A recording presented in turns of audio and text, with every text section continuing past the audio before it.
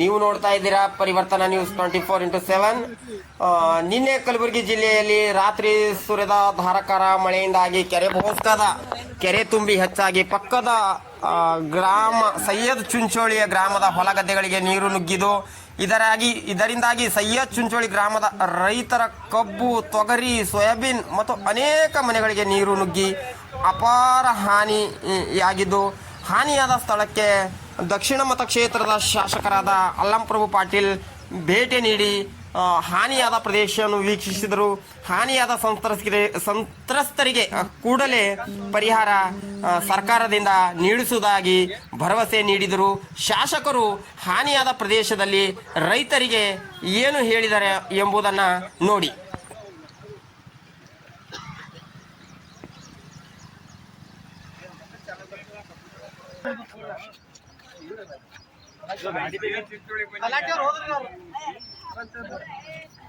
ಇಲ್ಲಿ ಈ ಊರಿನೊಂದು ಗೋಸ್ಕ ಕೆರಿ ಹಳ್ಳ ಬರ್ತದೆ ದಬಾಸ್ ನೀರ ನೋಡ ಆ ಕಡೆ ಈ ಕಡೆ ಫುಲ್ ಟೈಟ್ ನಿಂತಿರ್ತದ ಕಡೆ ಹಳ್ಳ ದಬಾಸ್ ಒಂದು 3-4 ಫೀಟ್ ನೀರು ಬರ್ತಾವ ಮ್ಯಾಗ. ಸೈಯದ್ ಚಿಂಚೋಳಿ ನಾವ್ HSDP ರೋಡ್ ನಡೆದಲ್ಲ ಆ ಊರು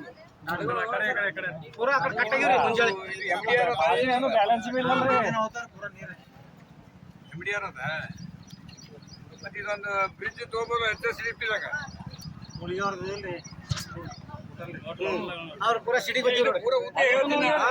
ತುಕಡಿ ಇಲ್ಲ.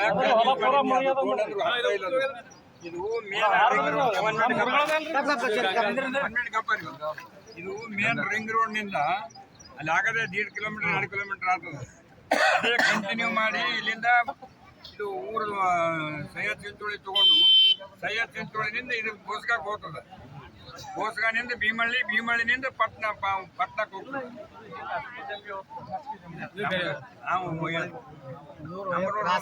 ಅದು ಮತ್ತೆ ಮೇನ್ ರೋಡ್ ಹೈವೇಕ್ಕೆ ಕಲಿತದ.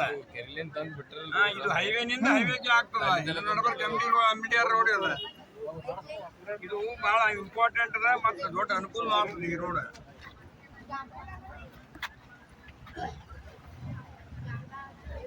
ಬೇಡ ಇದು ನನಗೆ ಗೊತ್ತಿರ್ತದೆ, ಅವ್ರಿಗೆ ಯಾರಿಗೆ ಕೇಳ್ಬಾರ್ದು.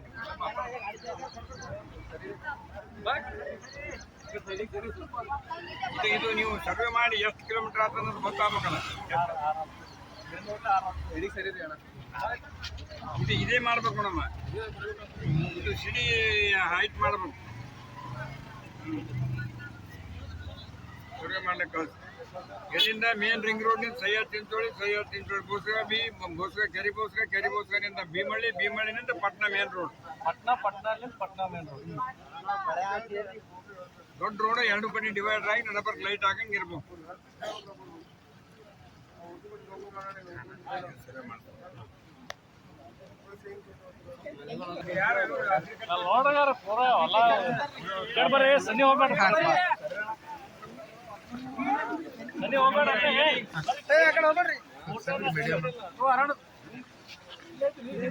ಬೆಳೆ ನಾಶ ಕ್ರಾಪ್ ಲಾಸ್ ಆಗ್ತದ. ಪೂರಾ ಎಷ್ಟು ಕ್ರಾಪ್ ಅದ ಹೇಳ ಪೂರ ಎಲ್ಲ ಹಳ ಹೇಳದ್ಮ್ಯಾಗ ಸರ್ವೆ ಮಾಡಿ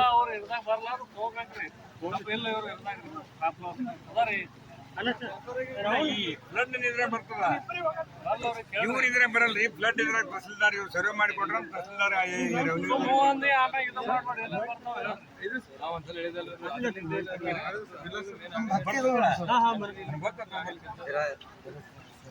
ಜರ ಮಾತಾಡ್ರಿ ಸರ್.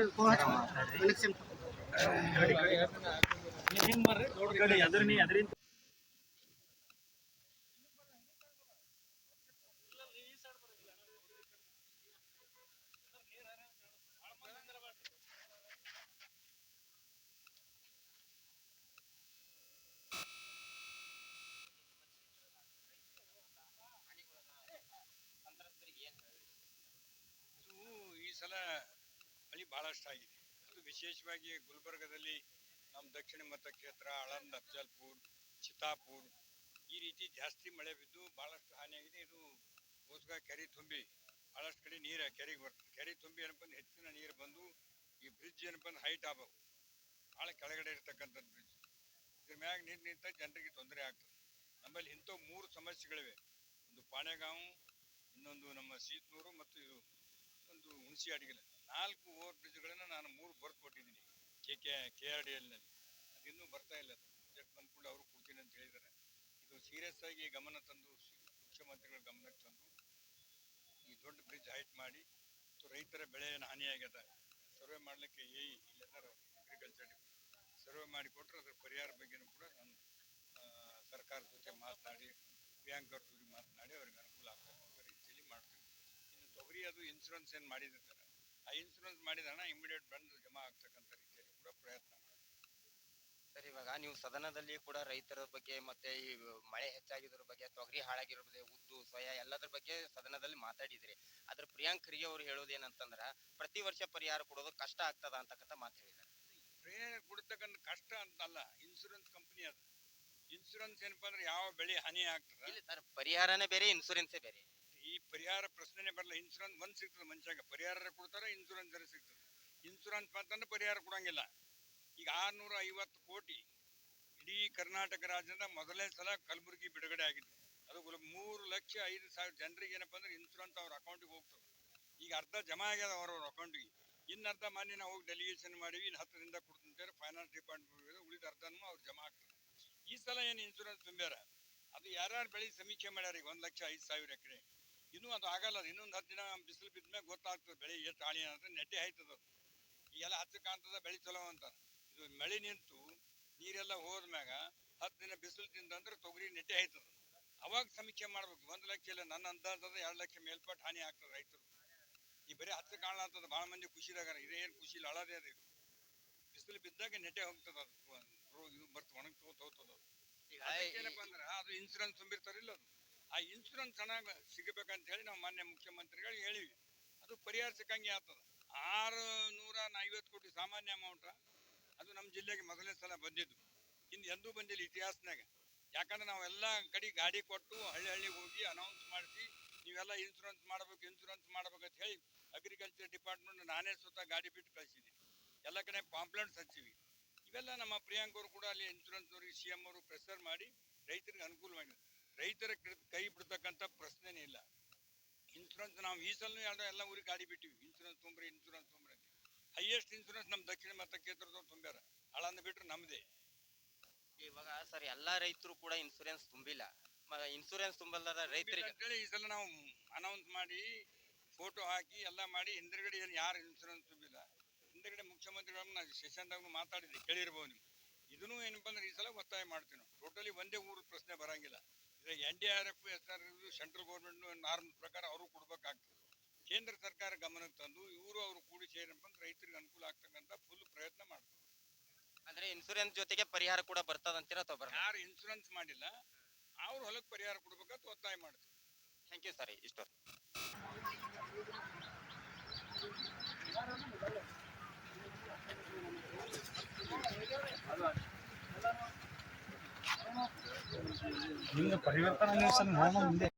ದವಸ ಧಾನ್ಯಗಳು ಪೂರ್ತಿ ಇದು ನೀರಲ್ಲಿ ಹರ್ಕೊಂಡು ಹೋಗಿದಾವ. ಅವ್ರಿಗೆ ಕೂಡ ತಕ್ಷಣ ಜಾಗದ ಮೇಲೆ ಪರಿಹಾರ ಕೊಡ್ಬೇಕಾಗಿ ನಮ್ಮ ಆಗ್ರಹ ಆಗಿರ್ತದ. ಚಿಂಚೋಳಿ ಜನರ ಆಗ್ರಹ ಆಗಿರ್ತದ.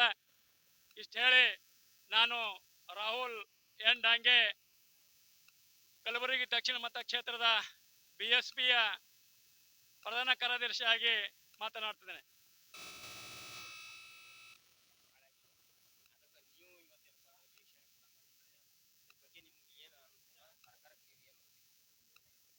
ಸರ್, ಈಗಾಗಲೇ ತಲಾಟಿ ಅವರು ಮತ್ತೆ RI ಮತ್ತೆ ಡೆಪ್ಟಿ ತಹಶೀಲ್ದಾರ್ ಅವರು ಮತ್ತೆ ನಾವು ಅಧ್ಯಕ್ಷರು ನಾವೆಲ್ಲರೂ ಸೇರಿ ಹಳ್ಳಿ ವಿಸಿಟ್ ಮಾಡಿದೀವ್ರಿ ಸರ್. ಅಲ್ಲಿ ಕೆಲವು ಏನೇನು ತೊಂದರೆ ಆಗಿವೆ ಅವೆಲ್ಲ ನೋಡ್ಕೊಂಡಿದೀವಿ. ಅವರು ಎಲ್ಲ ರಿಪೋರ್ಟ್ ಮಾಡ್ಕೊಂಡು ಹೋಗಿದ್ದಾರೆ. ಈಗ ಅವ್ರು ಹೋದ್ರು, ನಾವು ಇನ್ನು ಇಲ್ಲೇ ಇದೀವಿ. ನನ್ನ ಹೆಸರು ಅನುಪಮ M ಅಂತ, PDO ತಹಸೀಲ್ದಾರ್ಪುರ ಗ್ರಾಮ ಪಂಚಾಯತ್.